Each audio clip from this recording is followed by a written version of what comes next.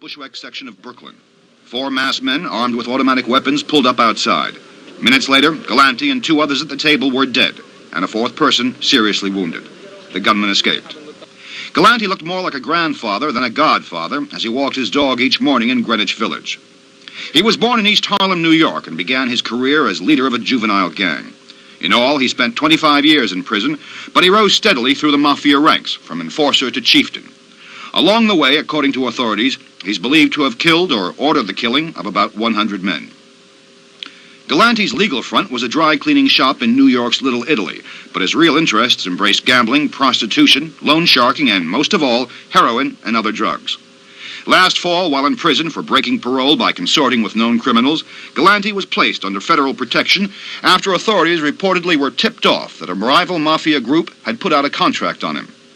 After he was released on bail last March, 60 Minutes filmed this conversation between Galante and his lawyer, Roy Cohn. I'm going to leave in the morning. I'm going to the country. Good. What are you going to do when you get to the country? Well, I planted peppers last week. Now I'm going to plant tomatoes.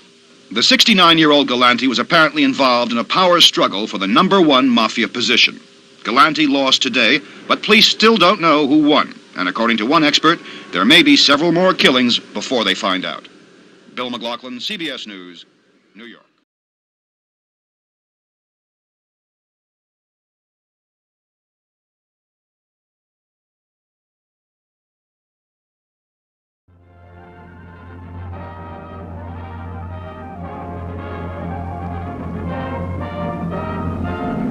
They called it the mightiest armada in history, spread across the Mediterranean for the Allied invasion of Sicily, July 9, 1943.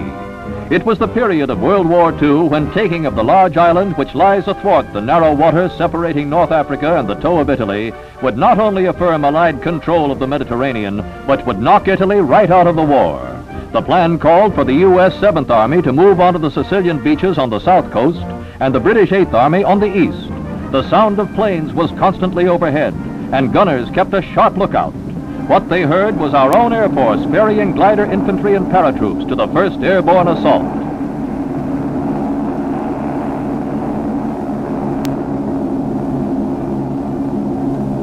Then came the naval barrage. These were the opening guns in the Battle of Europe.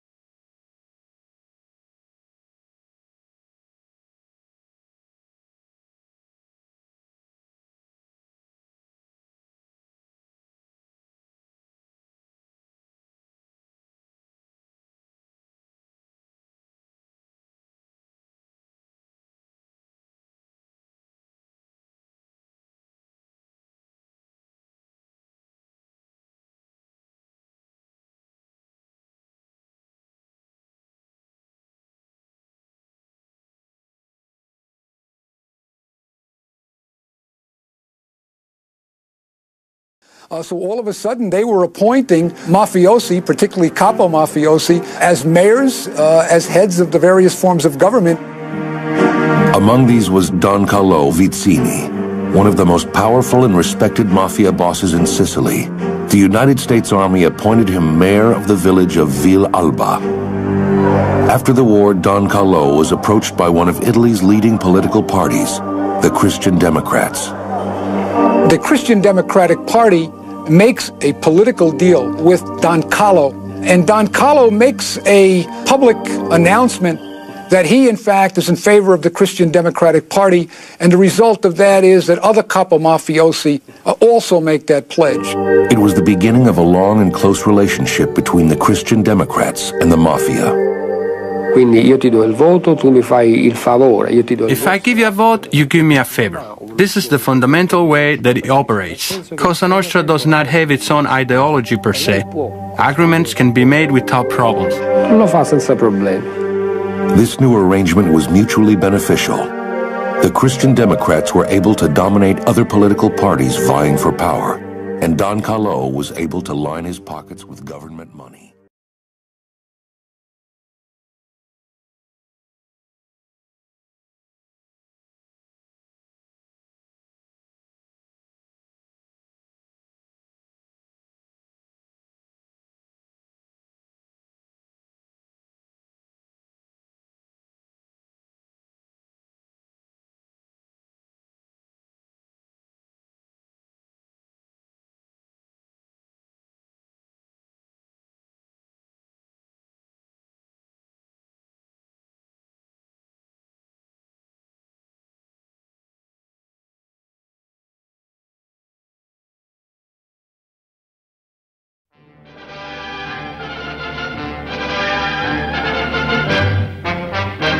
Former Premier Mossadegh's ruined house is a mute testimony to 3 days of bloody rioting, culminating in a military coup from which the one-time dictator of Iran fled for his life. His car, as well as his home, is a shambles. In the quick shift of power, Mossadegh was finally apprehended and awaits trial for treason.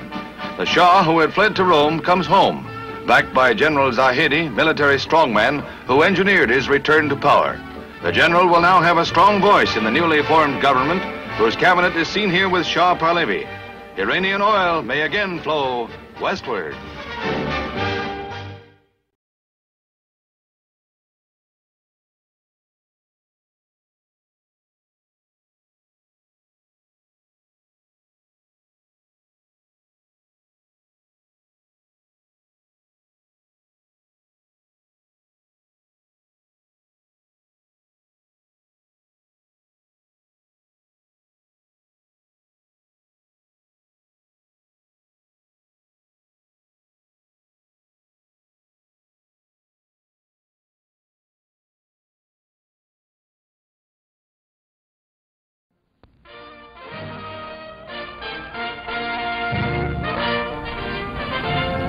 Secretary of State Dulles arrives in Ankara for the meeting of the Baghdad Alliance and finds the Turkish capital a troubled city. 2 bombs, set off just a few hours before his arrival, blasted American property, the American Publications Bureau, and a warehouse wall inside the embassy compound. Foreign agents are blamed, for Turkey is staunchly pro-Western. But the incident sounded a grim note for the opening of a council meeting designed to steady the somewhat shaky alliance. Problems facing the council include the desire of its members that America formally join and supply greater aid. Neither desire was satisfied, but progress was made. America pledged $10 million for a new communications network, and the first steps were taken for a unified command of all Baghdad Pact forces.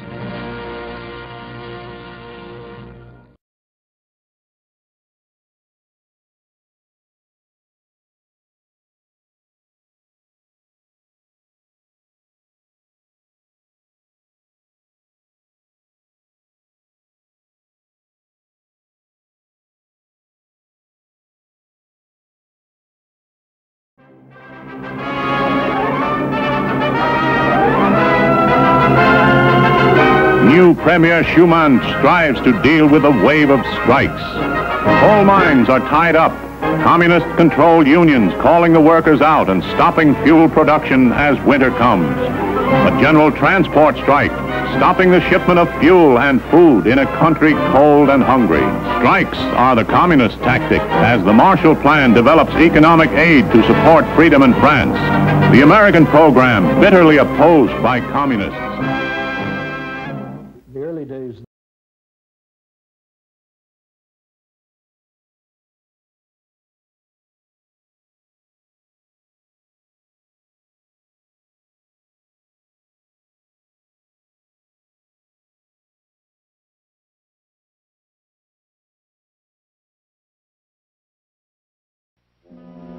Once in Marseille, chemists take over, converting morphine base into heroin. This is the most difficult phase of the entire industry. Skilled chemists are not easy to find.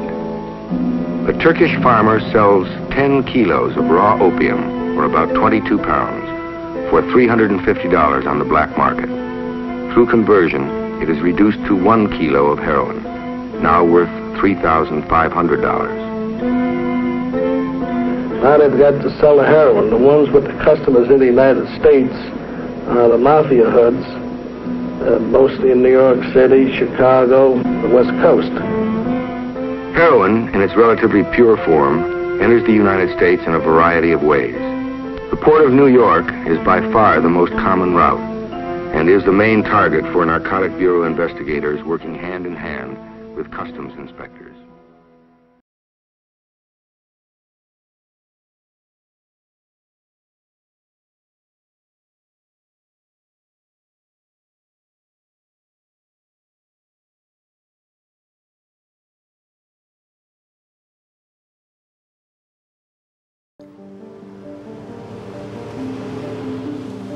But the great harbor, with its sentinel of liberty, was also a bog of corruption. A criminal alliance ruled the docks, comprised of the mob, the ship owners, City Hall, and ILA President Joe Ryan. He was called King Joe on the waterfront, or Nickel and Dime Ryan, for the miserly way he doled out contract concessions to longshoremen. As the story goes, the shipping bosses would ask Ryan what he needed to keep the boys in line. Ryan would answer, "If they won't take a nickel, give them a dime."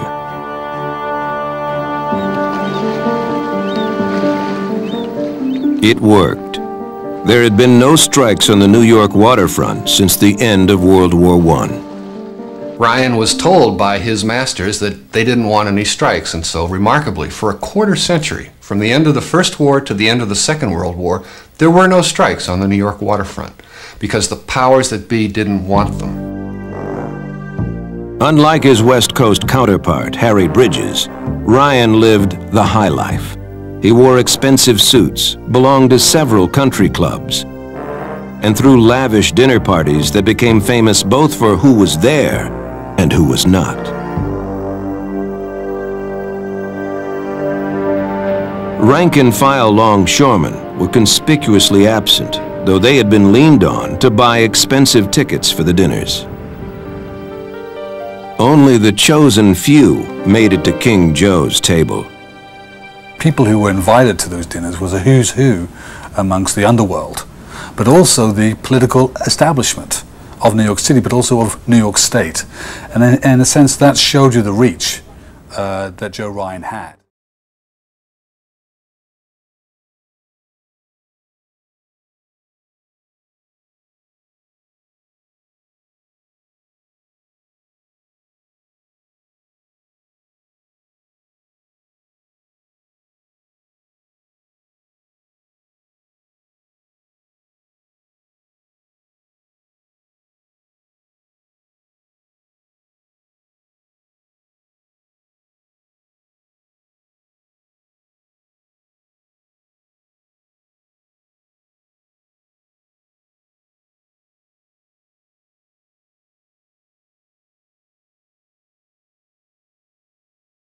The Frank Costello who took Hoover's bets was known as the Prime Minister of the underworld.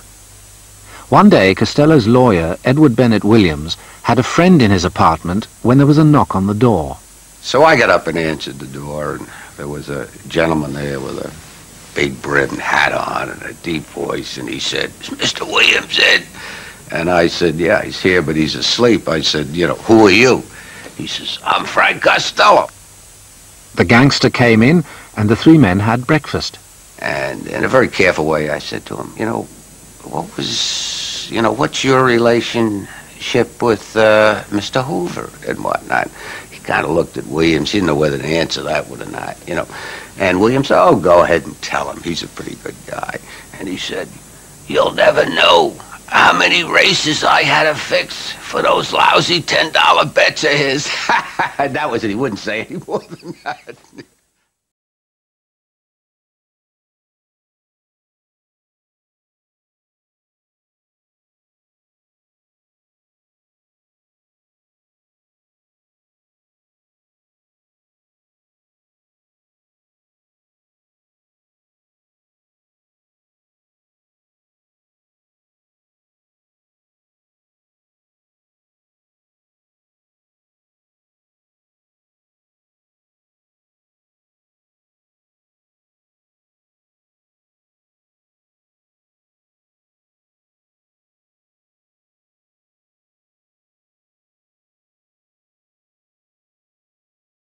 In 1946, after nearly 10 years as a fugitive in Italy, Genovese had been extradited to the U.S. to stand trial for the murder of a mob associate.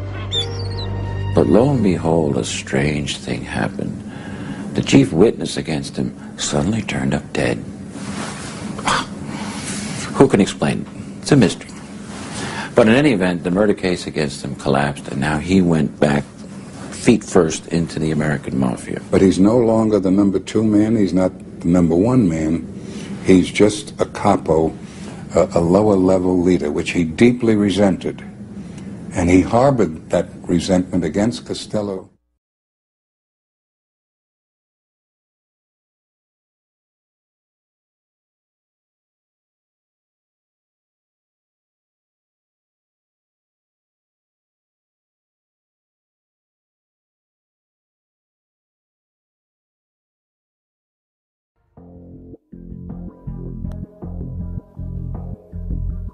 he had done something else that some commission members found uncomfortable. Genovese had also moved big time into drug dealing. Genovese always thought that narcotics was a good deal for the mob. Within the Luciano family, he was in charge of drug trafficking.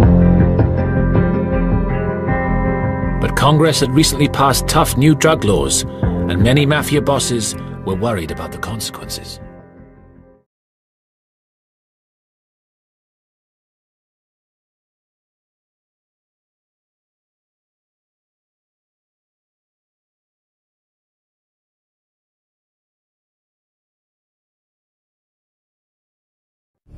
The mafia heads around the country now feared that Genovese was a loose cannon who didn't play by the rules.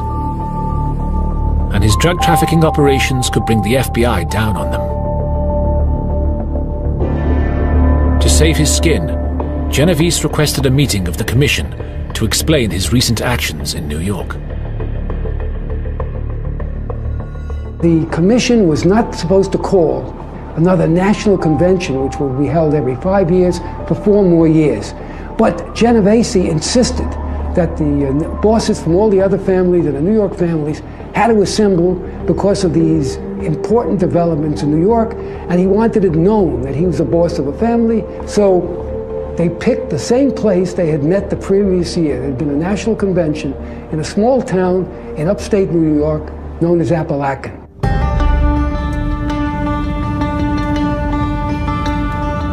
It would prove to be the biggest mistake of Genovese's life. On November the 14th, 1957, more than 60 senior mafia bosses with their advisors and bodyguards traveled from Cuba, Italy, and from all over the United States to a hilltop estate in a small sleepy hamlet called Appalachian. 180 miles northwest of New York City, and far from the prying eyes and surveillance of the city cops.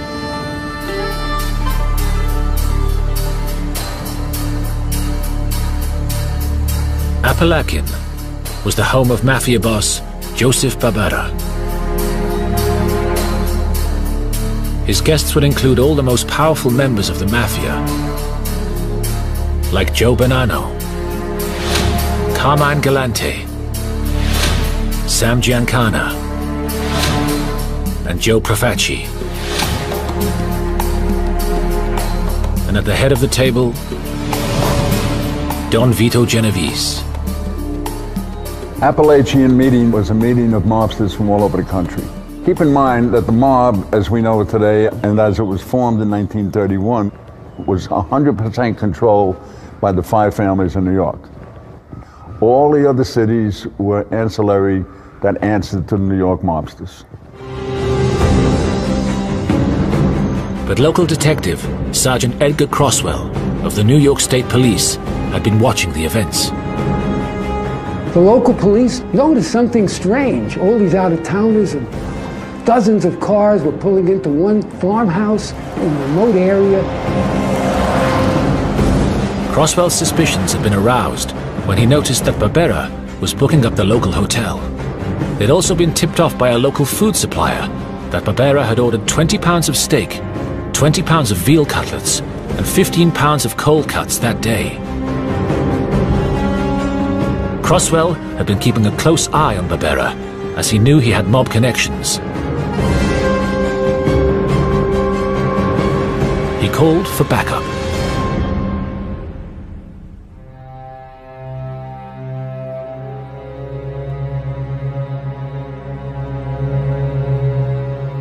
Well, we get the call, send as many people as you can to Appalachian. We have a thing going on. Croswell ordered his troopers to surround the house. We had a lot of people that they thought was the underworld, and we were to pick them up. And when the guests got the news, there was blind panic.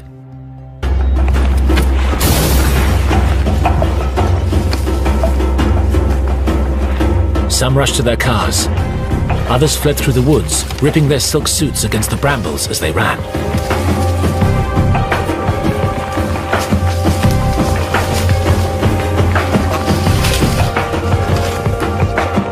Croswell sent his troopers in after them. We saw one fella, he was standing on the back porch of a local house, but he wore a nice Homburg hat, and he had a nice overcoat with a fur collar. And we knew right away that he didn't fit in. We went in and took control of him and put him in the troop car with us. Croswell and his men eventually managed to round up 60 Mafia members, including New York leaders Profaci, Bonanno, Galante, and Gambino. Everybody had the same excuse, that they heard Barbera was sick, and they all dropped in to see him, pay their respects. Here you had this obvious convention of Italian or Sicilian American mobsters, and you couldn't dismiss it just as a casual meeting and the claim by all of them that they went to visit a sick friend. I mean, nobody could swallow that.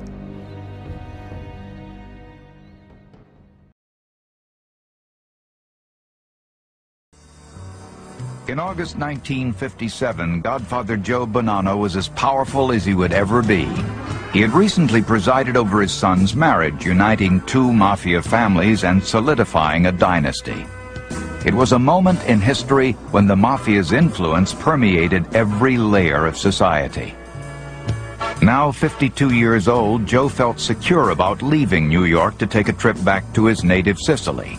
He failed to notice that his fellow mob bosses were thrilled to see him go. In Italy, Joe was treated like royalty. He met with leaders of the Sicilian Mafia to brief them on the success of the commission in America.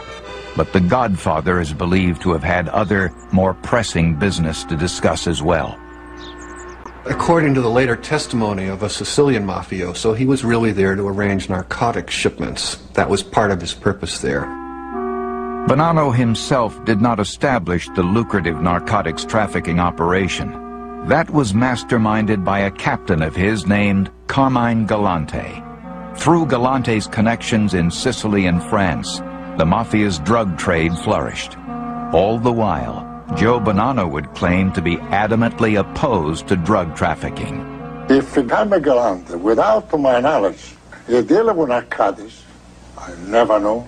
This, I don't have to swear, but I can swear on anything. Law enforcement officials say that Joe may have preached zero tolerance for narcotics, but when the vast drug money came into the family, he didn't turn it down. The idea that he was against drugs is absurd. It always was. They were the principal leaders of drug trafficking in the United States for nearly 40 years, and they made millions and millions of dollars.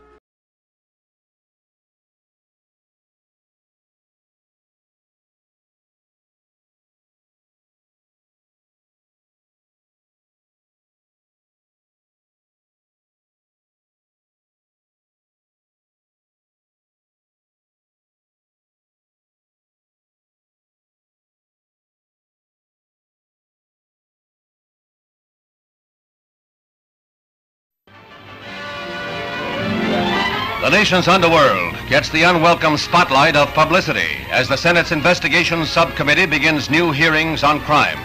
Arkansas Senator McClelland is at the helm.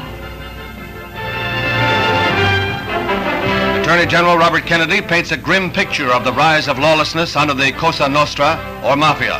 This he describes as the government of organized gambling, narcotics peddling, extortion, racketeering, and controlling of certain trade unions. He says the income runs into billions.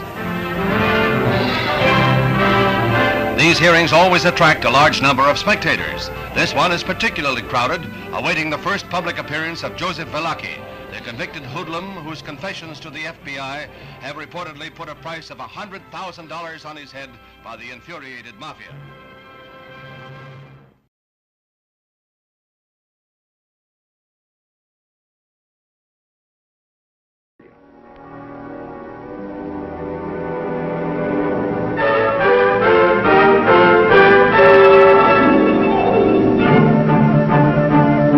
This is the focal point of hard drug addiction in the United States.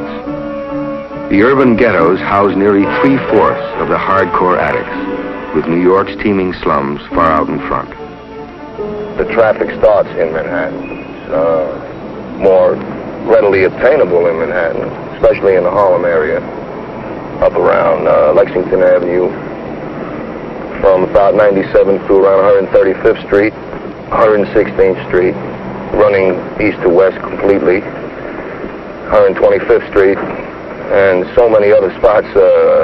Probably take me all day to name them all. America's known heroin population of over 60,000 collectively shoots nearly 2 tons of opiates a year. More than half live within the tenement shadows of Harlem and the Bronx. When I first came to East Harlem in 1948, it was primarily a large Italian and Puerto Rican community. For our part, as far as the kids or the adolescents were concerned, it was constant warfare. There were many, many gangs. And it might be said that gangs were the main problem in East Harlem then.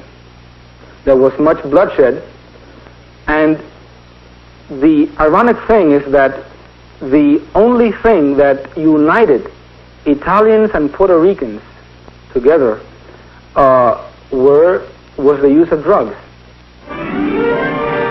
For the ghetto dweller, heroin is a desperate bid for freedom, an escape from the despair of the tenement prison. After getting married, sort of couldn't meet up with the responsibilities that I had taken on, and sort of felt the need to escape from these. My first marriage, I've been married twice, has only lasted about 4 years, with continuously using drugs. I had 2 children. Right after my first marriage broke up, I was immediately married again. In fact, my first marriage broke up through meeting this other woman. I went along for about 8 months not using drugs, and finally I come back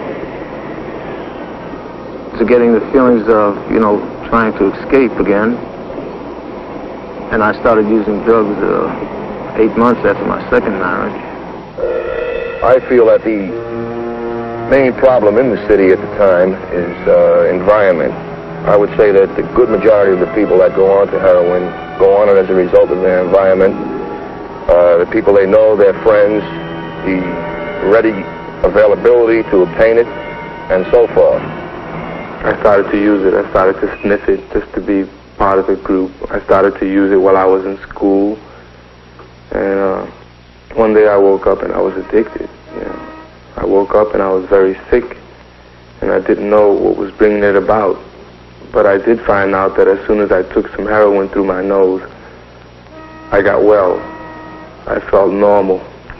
And once a fellow is on heroin, it may be years before he realizes or wants to admit to himself that he is indeed a junkie and that he is in need of help. A fellow can start on narcotics, I would say, at any age, really, of course, and within a matter of 3 to 6 months, starting out at about $4 or $6 a day, he can work his way up to a $100 a day habit.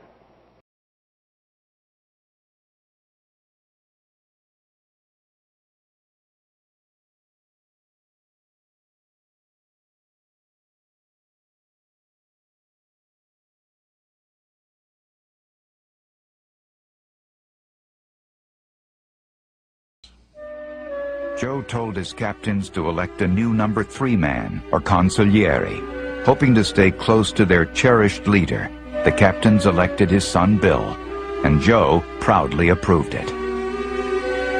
Bill later expressed his devotion in a poem he wrote to his father. It read, "I stand stately in your shadow. It is an honor I covet. I accept the sins heaped upon me. I am a Bonanno." Bill's resilience was tested right away. His promotion upset mafiosi inside and outside the family, who considered Bill a child of privilege with no experience of the city streets. Bill Bonanno had a bit of swagger and a bit of maybe evoking some of the spirit of fraternity life and football weekends in Arizona that did not quite conform to what an older mafia man's idea of aspiring mafia leader should be.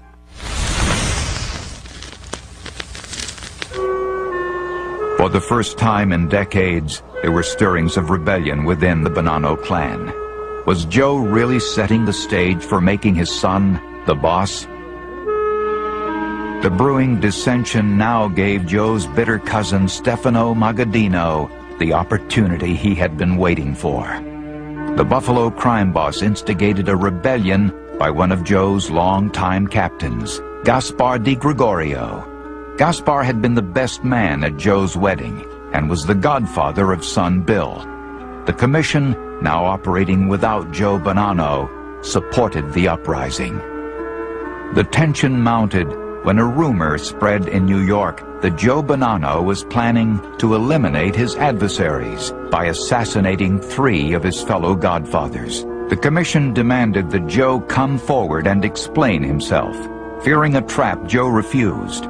He denied the story, claiming that Magaddino had concocted the tale in order to destroy him. All of the problems that developed between Bonanno's and the so-called commission could be laid directly at the doorstep of Steve Magaddino. We caused our own downfall in that respect because it caused dissension among ourselves. By the fall of 1964, both the commission and a federal grand jury wanted answers from Bonanno. The godfather was being squeezed by the mob and the law. Then he disappeared. On October 20th, 1964, the night before the scheduled grand jury hearing, Bonanno was kidnapped in front of his lawyer's apartment on Park Avenue. This man said, "Come on, Joe. My boss wants to talk to you." And with that, he swung Joe around, and I saw that he had a gun in his right hand. At first, it appeared that Bonanno had in fact been murdered. Soon, however, there was speculation that Joe had staged his own kidnapping to avoid both the government and his vicious enemies in the mob. In the classic gangster style, if you're taken for a ride, you're never seen again. Joe gets taken for a ride, he says, but he's not killed. 6 weeks later, Joe contacted Bill at a payphone saying only that he was unharmed and in hiding. The FBI searched all over the world to find Joe Bonanno. Dozens of potential witnesses were subpoenaed, including Bill Bonanno and his younger brother, Joe Jr. When your brother made that phone call, were you glad to hear that your father was alive? No, tell me. In Joe's absence, the leader of the Bonanno family insurrection, Gaspar Di Gregorio, lured son Bill to a supposed peace meeting at this house in Brooklyn. When Bill arrived, Gaspar's gunman ambushed him. Shooting back and running for his life, Bill narrowly escaped. Hearing about the attempted hit on his son, a furious Joe Bonanno emerged from hiding after 18 months. He was tan and looked healthy as he showed up at the federal courthouse in New York saying, "I understand you want to speak with me." The Godfather took the Fifth Amendment, sailed through the proceedings, and then focused on retribution in his own family. When he reappeared, it was like the second coming. First of all, no one expected him to ever reappear or be found, let alone emerge alive. Bonanno sent word to the commission that he was still in control of his family. He claimed he had been held captive for 6 weeks by his cousin Magaddino, who was trying to intimidate him into abandoning New York. The commission made no move for fear of starting another war. Joe's reputation as a street-fighting gangster dating all the way back to 1930 now insulated him. They ended up having enough doubt, at least, or enough fear of Joe Bonanno, depending on how you look at it, to not do what was the most obvious move, according to organized crime rules, which would be to kill him. But in an underworld that abhors any kind of power vacuum, Joe Bonanno's withdrawal from active leadership of his family had done irreversible damage. For the next 2 years, he would fight his own men and the ambitions of the other bosses who would try and take over his family limb by limb.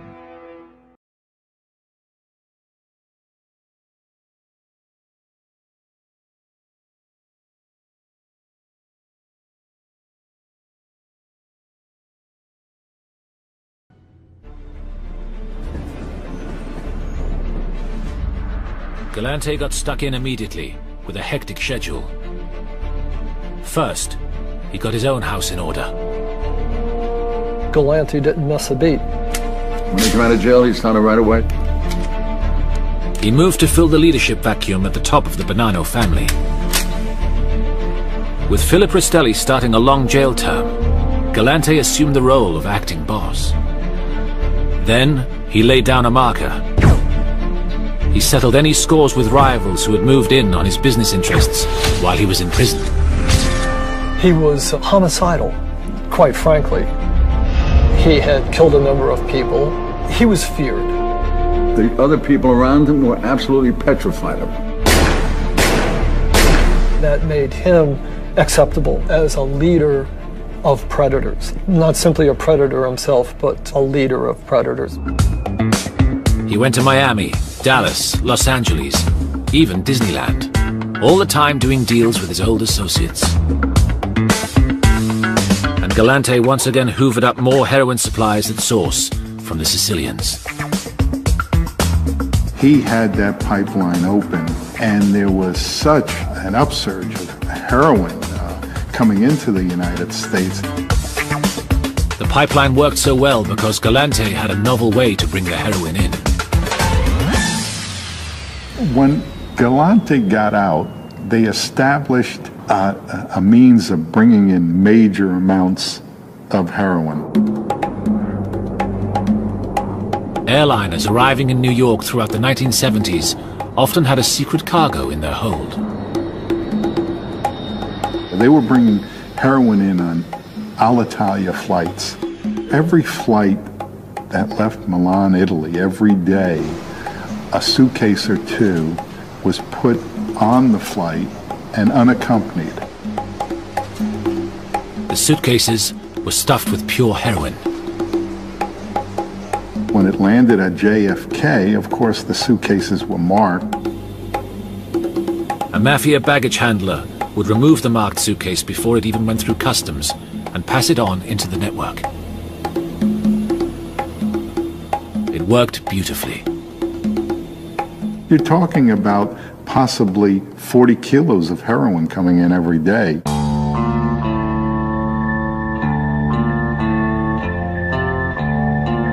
Bringing in the drugs was one thing, but Galante needed a distribution network. So he hit upon the idea of using pizza parlors as outlets. It just so happened, this gave him a chance to strike back at his rivals, the Gambino family.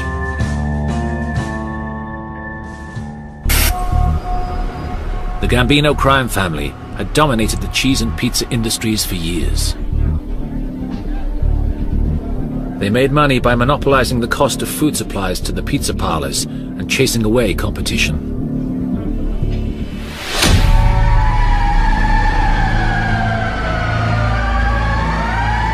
Then, a spate of fires at pizza parlors signaled a new front in Galante's heroin campaign.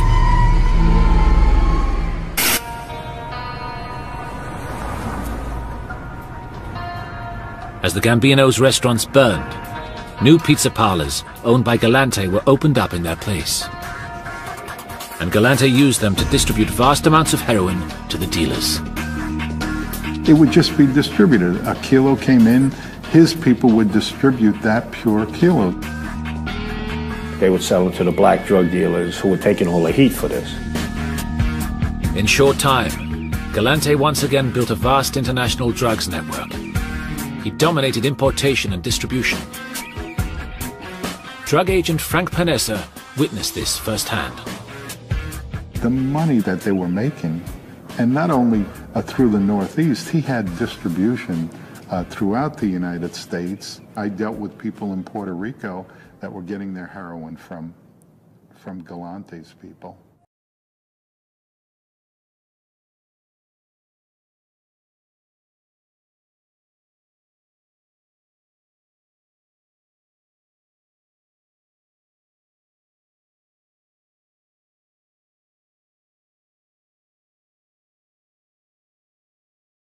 The Zips were Sicilians brought over by Galante to run the pizza shops that they had all over New York and Pennsylvania, not only to distribute the heroin, but to use these zips for murders and anything else that they needed from them.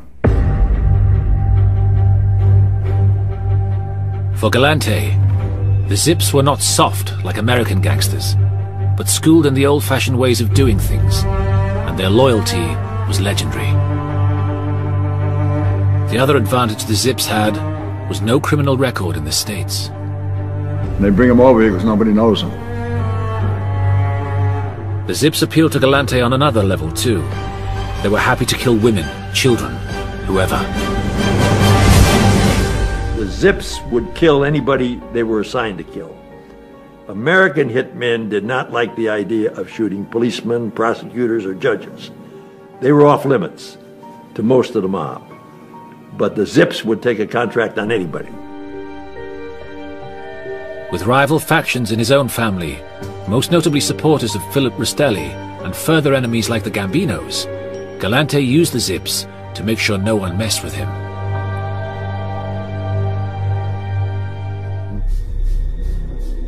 They controlled card games in Brooklyn, and if somebody didn't pay up with the money that they lost, they would send out Cesare Bonaventure and Amato.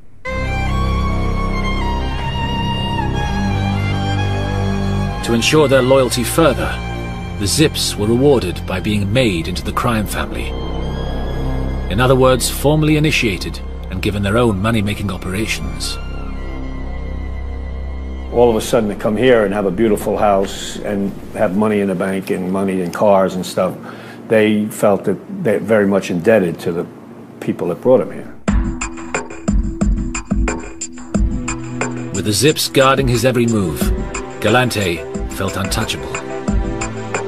Oh, without a doubt, he would feel safe with them. He was the one that recruited them. He was the one that made them. They were making major money with him. As a result, he didn't even bother to carry a gun.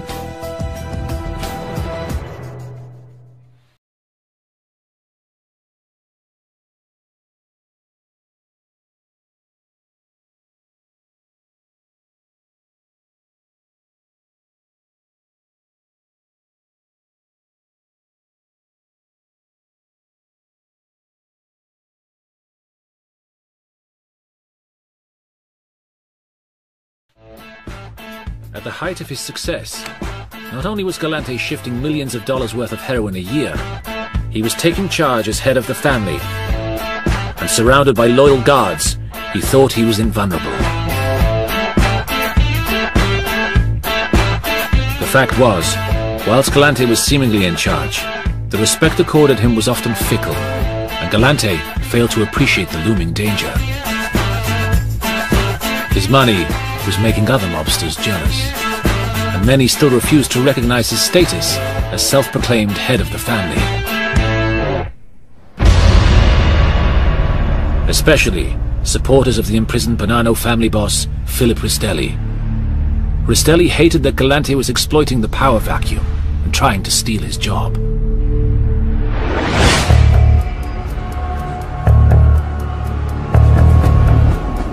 So as the summer heat began to settle on New York, dark forces were at work. One faction of the Bonanno family did not like him heading the family. They made an alliance with a faction of the Gambino family, the underboss, Nello Della Croce, who was very, very powerful for an underboss. This alliance with Della Croce would prove to be deadly.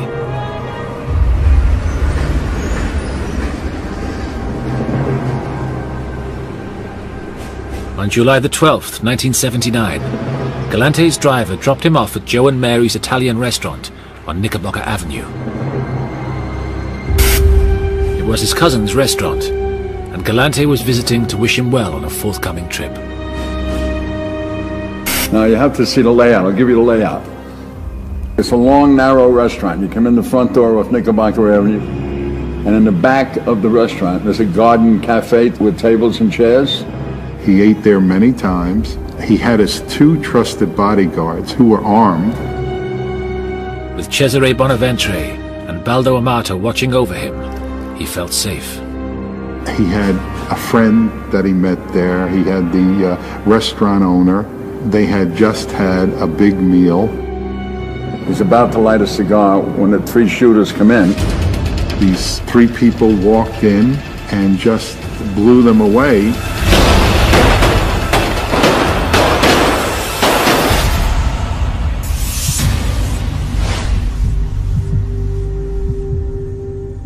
Galante was gunned down, cigar in mouth.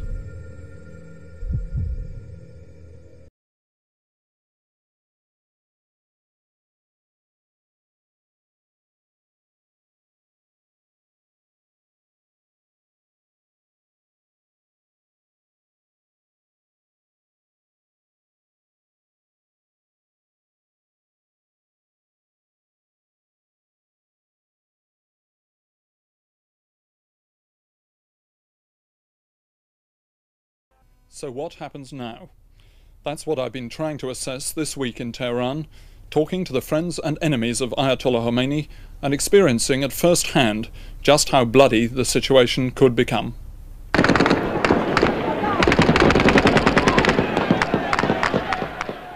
Ayatollah Khomeini returns to a country teetering on the brink of civil war. For the last 7 days, Tehran and other cities have seen violent clashes between troops and demonstrators demanding Khomeini's return.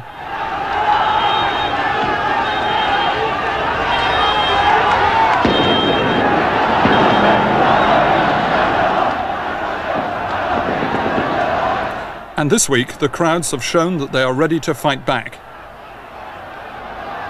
pelting the soldiers with rocks and homemade petrol bombs. Inevitably, the result is massacre.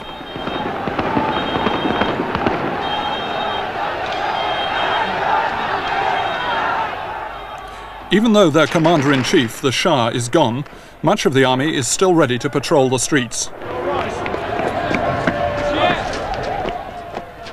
Day after day this week, the demonstrators massed and went forward.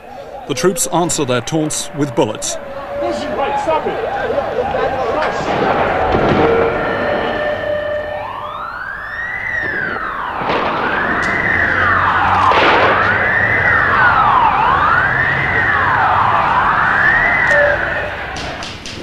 As the clashes erupt, calls from eyewitnesses flood into the newspaper offices of Tehran, newly freed from censorship. Journalists like Raji Sangabadi try to piece together how the killings happened and, above all, why. I thought probably an arrangement had been made behind the scenes to get a kind of peaceful formula for a change in the system, in the regime.